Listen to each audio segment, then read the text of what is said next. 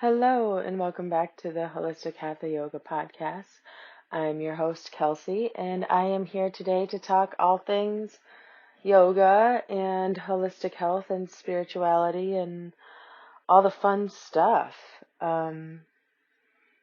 I hope this finds you well. We are getting a little bit of warmth. By warmth, I mean like creeping into the 40s, which is nice. It's Fahrenheit, not Celsius, obviously.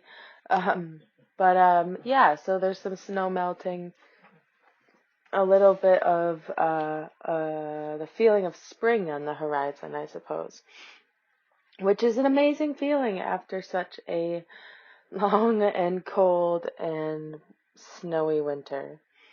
Anyway, today I'm coming at you with just an episode about easy, everyday ways to live a spiritual life. So, someone had brought that up. They're like, just like, what are simple ways to just like live spiritually, whatever that means. And I thought that was a great question or a great like topic. So I'm super excited to dive into that today. And just kind of like talk about how simple it really is and just how it's really just a little mental tweak, more or less, as we come into it. So, basically, like to start, first, like what is a spiritual life, quote unquote, spirituality, like any and all of the things. What is the stuff? Um, and so, um, and you might, if you hear like a growly bear in the background, it's just my dog. He's very vocal, and he's sitting with me today as I record this. So anyway, he is sassy and might make noises if I don't pet him at all times. So anyway, so back to what a spiritual life is. So basically, like, to bring it down to like the most basic of levels, if we're living a spiritual life, we have some certain understandings. One of those is that we are all of one, like we're all connected, or we're all part of the same thing, same consciousness, same spirit, whatever you want to call it. Like we're all connected, we're all part of one situation, one loving situation. Um, Another understanding is that basically that there's only two real places to be moving from, and that's love or fear. Those are like the two opposite sides of the coin. Or the same thing could be said of like light or dark, good or evil, yin, yang, like these, the polarity that exists basically. And, um, observing that, being conscious of that, and knowing where you stand within that, knowing like where you're at, knowing if you're moving from a place of love or if you're moving from a place of fear or other places. So another just like kind of very boiled down to basics, like I'm saying. And this is so that this can be blanketed over various religions. It doesn't matter what religion you are, but having that same understanding that we're all of one. Okay, can we at least agree on that? We might not call it the same thing or the same God or the same whatever, but can we boil it down to these things that we call, I guess, spirituality? Um, and then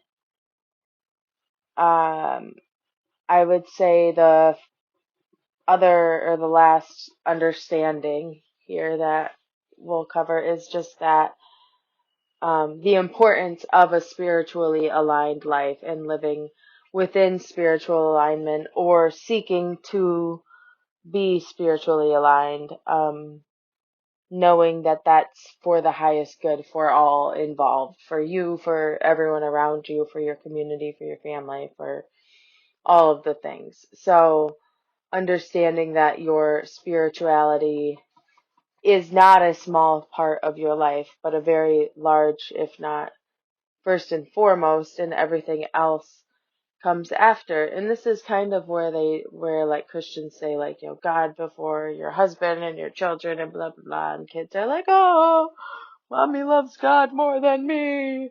And it's like, I've literally heard kids be sad about that. But really what's being said is taking care of your like spiritual self first, so that everyone else is also taken care of to the best ability possible. Um, and so, yeah, just these understandings that we're all of one. You can be moving from a place of light or dark, or love or fear, or good or bad, or whatever you want to call it. And then that your spiritual practice or your spiritual alignment is actually important. That it's not just like, oh yeah, like it's a thing. Like, no, like it's a everyday, all the time thing, you know? Um, so how does one live it every day, all the time? This is like, this is so fun. I love it. I love this topic. I love this discussion.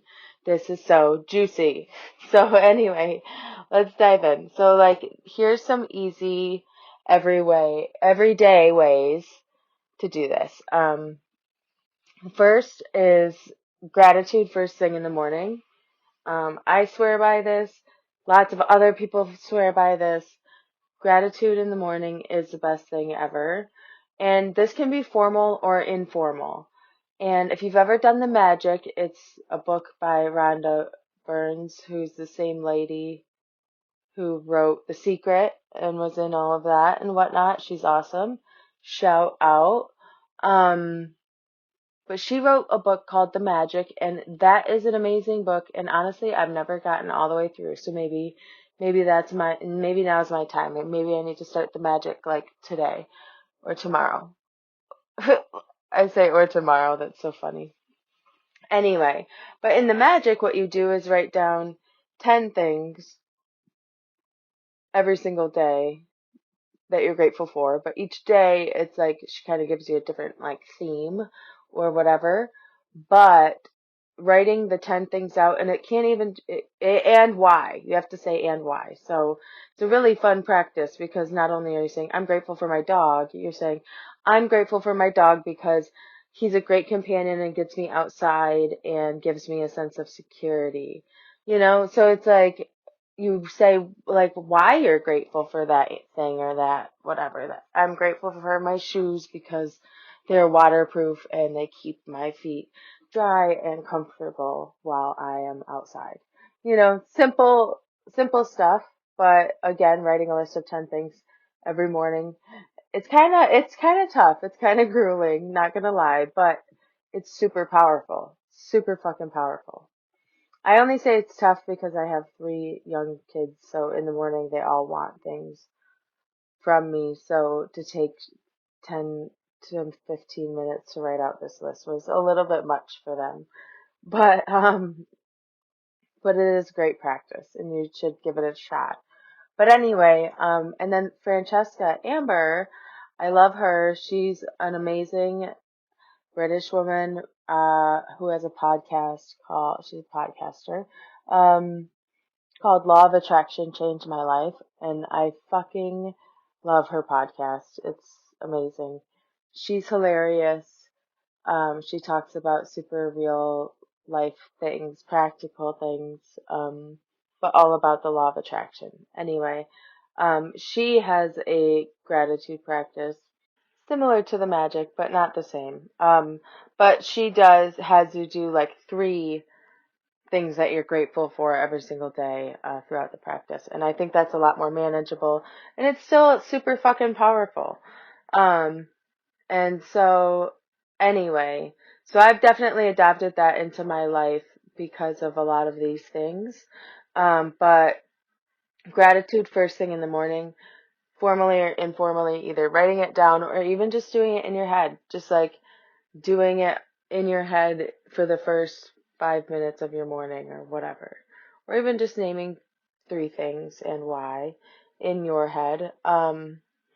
But another easy one to do is just like just getting up out of bed and just saying things you're grateful for immediately as your feet are hitting the floor and you're taking your first steps.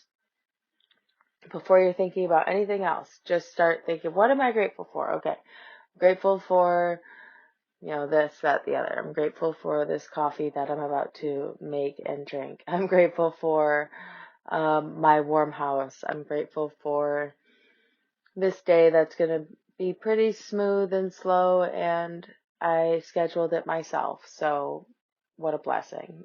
Just simple things, just to start off the first few minutes of your morning with gratitude, and being grateful for your life and your place in the universe is a really simple and easy way to start every single day. Another easy way to practice your spirituality every day is simply taking care of yourself. I know that sounds really cliche, but think of it as tending to your temple. And I think when you kind of shift it into that mindset, it really brings a new importance and a new level of determination to your health and well-being and life. It makes a stance and a statement to the world and to the universe that, hey, I'm here and I'm planning to be here for as long as humanly possible and as well as humanly possible during that time, and that's super powerful to own that. It's super powerful to be like, I'm going to do everything I can to, you know, be able to go wherever I need to go and do whatever I need to do when I'm 80 years old or 90 years old, still be very strong and able-bodied human. Like is that not the goal? Like partly, at least partly is to not have at least that type of pain and suffering is like, unnecessary pain and suffering, when we can just tend to the things throughout life, and then hopefully it's not so hard. But yeah, so basically looking at self-care as tending to our temple. And this comes to our, like, the food that we eat and making sure that we're, like, eating clean and nutritious and healthy food. It comes to, like, our sleep and making sure that we're having enough sleep and that we have a good sleep health, good sleep routine. This comes to our media consumption, what we're watching, what we're taking in, what we're reading, what we're seeing with our eyes, what we're listening to with our ears, what we are taking in, the information we're taking in, what we're allowing ourselves to take in, what we allow ourselves to stew in, or overthink in, or obsess in. These are all things that we need to be mindful of and watchful of for our spiritual health, and making sure that we're moving from a place of love, not a place of fear, and not getting overindulged in fear, which is what a lot of the media is, you know, um, just quite frankly, a lot of it is fear mongering and fear based and meant to make you be scared of your neighbor and all of the things. It's meant to pit people against each other so that the powers that be stay strong and the people are not strong. And oh my God, this is kind of a sidetrack story, but it's hilarious. But it truly made me think of like tyranny and just that the power is with the people. The power is with love. The power is with the goodness of people. Because yes, there's evil out there, and yes, we have to um, take a stance against it. But uh, but it's gonna be okay, because we can. We have this strength. Even though it feels like, but they have all the money and power and resources, and it's like, but we have so many people. We have numbers. We have the masses, and there's absolutely no way that they can outrun the masses. And so that's the beautiful thing about life. But a funny story about this is I was home just the other night, and it was just me and my children, and they are ages, I have two boys and a girl. They're ages 9, 6, he's almost 7 though, and then my youngest is 4. And so we were watching a movie, and I don't remember what was happening. I think I said, oh, not, 10 more minutes, and then it's going to be wind down time, or, close to bedtime, blah, blah, blah. Something along those lines. And they're like, what? And I'm like, yeah, it's time for bed or whatever. And they're like, no. And then they straight up revolted. They revolted, and they decided to tickle me instead. And I hate being tickled. I can't stand it. But with the two boys, they're getting pretty big. So when they both jumped on me, and I was on the couch, they both jumped on me and were holding me down, and they were both, tickling. And my youngest daughter, she's laughing and joining in and tickling, and it was a straight up revolt. And they did take it over, and I had to stop and use my big mom voice to be like, no, like, stop, no more, this is enough, like, da da da. And of course I was laughing, and it was all in good fun and then whatever. But honestly, I mean, like, there was nothing I could do to overpower them in that very moment. Like, as pathetic as that sounds, 3 small children could overtake my one tired adult mom dying body. Not dying, but yeah, just very exhausted, and like could hardly eat, like, just finish out the day, trying to finish strong. And then I had a mini revolt on my hands, and there was nothing I could do. And it was quite hilarious. But anyway, so like, yeah, that's the power of the people, I guess, over the powers that be. Anyway, back to, yeah, practicing spirituality every day. Our self-care, yeah, like the media consumption, um, making sure we're getting enough movement in our day, or exercise, or strengthening, whatever our body specifically needs, making sure that we get some sort of physical input or output going on. Same with water. Um, just making sure you're hydrated enough in a day is a spiritual practice. Um, 100%. And then on top of that, just also taking a moment for our mental health. But I'll dive in that in a minute. Um, Another easy way to practice spirituality every day is through intentions and or blessing and or prayer. Whatever you want to call it. It's all the same fucking thing. It's all it's all understanding that you are a co-creator in your life. When I say co-creator, I mean you're the co-creator with the universe, or with God, or with consciousness, whatever you want to call it, the cosmos. Um,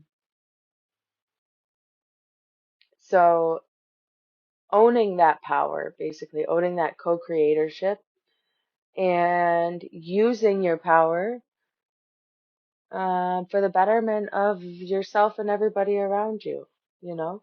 So through prayer, and through blessing, and through intention, and through manifestation. Sorry.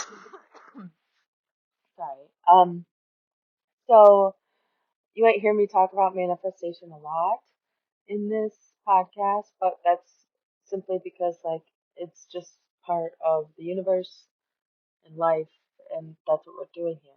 So anyway, blessing our food and or prayer before any time that we eat, setting the positive intention that like our food will be um, nutritious for us and that will absorb as much positive nutrients that we can from said food, and have gratitude for all the ways that the food was grown in the dirt with the sunshine, however, wherever it was grown. It was picked, it was washed, it was packaged, it was put on a truck, it was brought to your grocery store, you got it from there, and now it's here, and you got to make some really delicious thing out of it. Just like really understanding that gratitude and just being thankful puts an enormous positive energy into the food that you're eating. Being grateful and thankful for that food and for that process and for its existence is a huge act of, I don't know, spiritual honoring, I guess, if you want to call it that. So I think it's important to try to bless everything that we consume as far as food and beverages go. Um, and in one way or the other, you know. And it's so funny because that's something that I lost for the longest time, and I've brought back into my life. But growing up in my household, it was very common practice to pray before every meal, and it was considered rude and like you could not do it if could not eat until that was done, you know. And then as a teenager and moved out of my father's house and whatnot, like totally just let go of all that type of tradition. It was like, no way, no how. Like we're just gonna eat and blah blah blah. Totally like lost and missed out on it. And then yeah, like I said, now that I've had my children and they're at pretty stable ages, they're not in diapers and napping and blah blah blah. Basically, I'm more mentally sound now. So now I can have the time and the thought of like, how do I want every single day to be like, you know? Um, and praying before meals has been something I've really loved, and my kids really enjoy it too. So, um, yeah, being able to involve your family is a huge part of also being able to kind of bring in that spirituality part, is including your family or your community if you're even so lucky as to find a spiritual community that you click with. That's even more amazing. Um, so I encourage you to look around and see if you can find something that aligns with your spirit. Um, but also just sharing these spiritual practices with your family is a huge part of it too.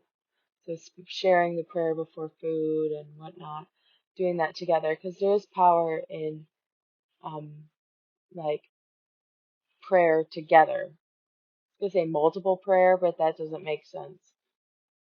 Multiple people intentionally praying upon something is super powerful. So, um,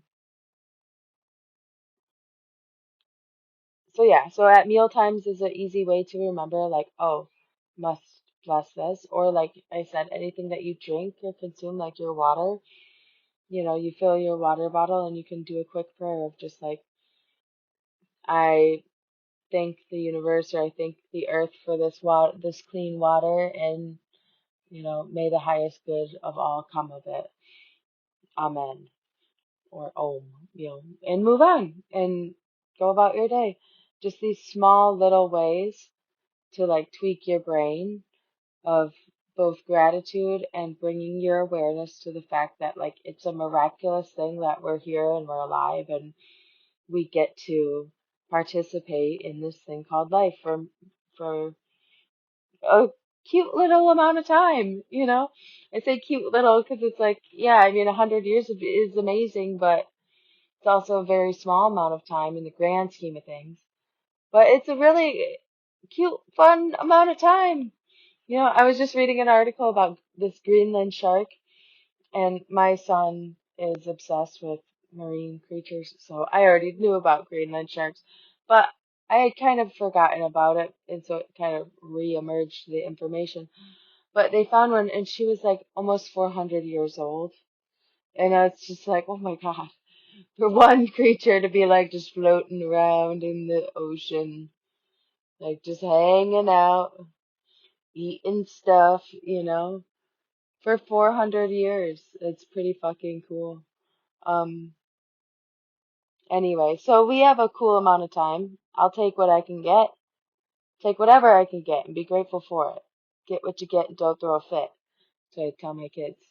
So we gotta tell that to ourselves sometimes. But anyway, so blessing our food, um, praying at bedtime. I love to do that with my kids. Again, something I did when I was a child. Um, and was encouraged to do as a child, but like again later renounced. Um, but I've circled back to it in my elder age, and so this is very exciting. Um, and again, it's something I have shared and taught my children, and they love it, and they enjoy the practice as well. So.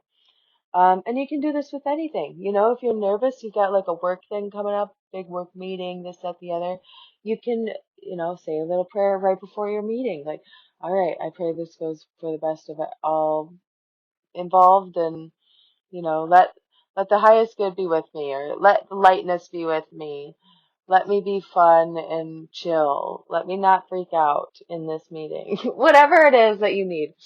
Like, being able to call upon a source higher than yourself. And by higher than yourself, I just mean like if you're, it's a kind of the ocean and the drop in the ocean thing, the Rumi quote, like you are a drop of the ocean, but like you're also so powerful because you are the ocean. So it's like you're calling upon the power of the ocean in your little drop form to help you, and that's totally fine, and it's there for us. So anyway, so lean on it and, embrace your life that way. Um, you can do this with the plants that you own in your home when you're watering them, thanking the plants and treating them as basically as sentient beings, kind of, they are aware of what we're saying and doing and the energies around us, like plants know our imprint, they know who we are versus other people. Like, this isn't just woo-woo shit. Like, this is actually proven, scientifically proven. Like, plants do recognize different people. And, like, up to, like, I don't even know, but far distances. I want to say up to 100 yards away. They can, like, start feeling you coming. And it's like, whoa, these things are cool. Anyway, so being nice to your houseplants is a very spiritual act and treating them as such. Number four, moving on. So yeah, number one was gratitude first thing in the morning. Number two, self-care and or tending to our temple. Number three is blessing our food and or enchanting our lives through prayer, and intention. Number four here is breathing and meditation. So again, this is kind of a simple everyday way of just taking 5 minutes, even just setting a timer for 5 minutes, 7 minutes if you really want to be wild. But just start with 5 minutes. Try to work your way up to 10 eventually. Um, but yeah, just sit and breathe and don't try to do anything wild with your breath, but just eventually like try to take deeper breaths and whatever. But just connecting with your breath for 5 minutes is a great thing to do. And it brings you into your body, grounds you, brings you to the present moment, brings you some space, and yeah, will set you up for a great day. Um, Number five is um, and I've kind of already covered this through number one. But basically the attitude of gratitude and or living in service or loving. Some people say loving service, like because like you say living in service, and it's like, oh, I don't want to be a slave. I don't want to be a servant.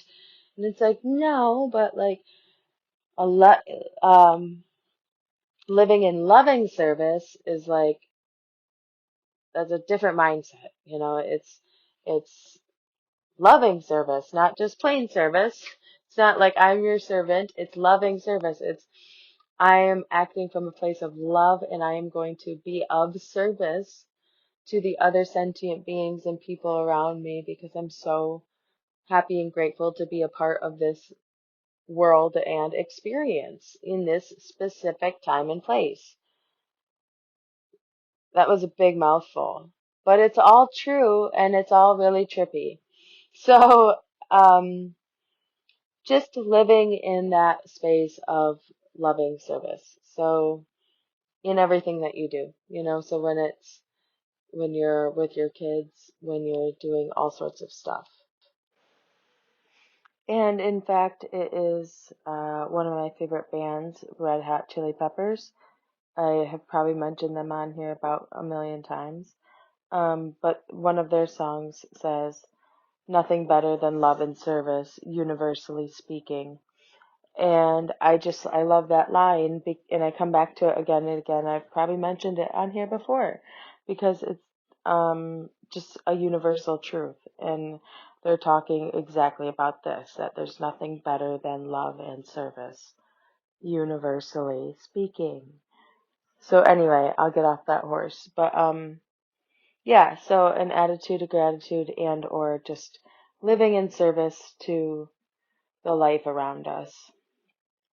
Um, and then a bonus way is involving family and or your community. So, living these things spiritually within yourself and throughout your life is a beautiful thing, but it's even 10 times more powerful and more beautiful when you can, and more potent, um, when you can share it with others and when others are partaking and you're all on a very similar journey or on the journey together, using the same tools and using the same awarenesses to um, overcome, to combat our bad parts of ourselves and to constantly bring forth the positive parts of ourselves and the good parts. And that's not to say like negate bad and only have good things, like good vibes only. Like that's not what we're saying at all here. But what we are saying is that when everybody is working with the same goals and the same values in mind, um, it becomes really beautiful and really powerful.